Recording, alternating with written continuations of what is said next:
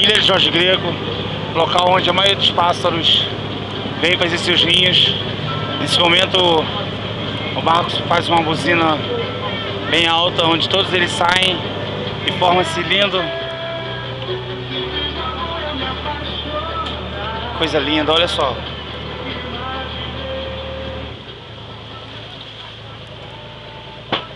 Lugar muito lindo isso aqui. Só vocês estando aqui perto para poder conferir.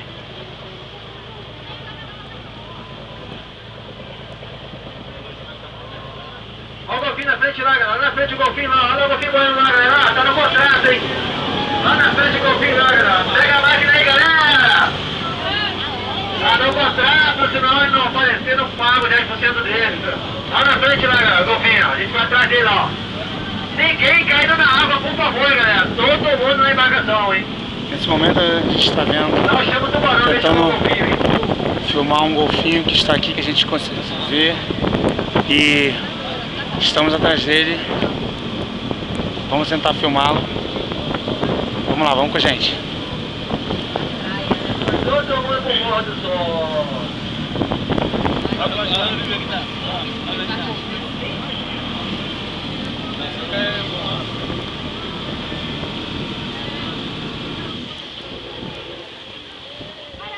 Lá na frente, lá na frente, lá na frente, lá, ó. Perto dele assim, galera, pode ficar bem perto do bote pra chamar a atenção dele, que tem que bater na madeira da embarcação, tá, galera? Bater na madeira assim, bate da tábua do barco, ele vem em cima do barco aí, pra vocês que estão olhando. Olha só, gente, não são vários. Tá vendo, Fernando? Esses que estão vendo ali são os golfinhos. Ó, nesse momento está muita gente. Vem em cima do barco aí, galera, bate na madeira aí, ó.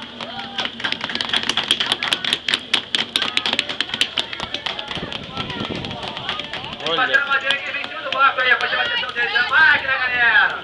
Vamos lá, galera! Vamos bater a foto do golfinho, que esse passeio já tá pago, só que o golfinho já pagou o passeio. Maravilha!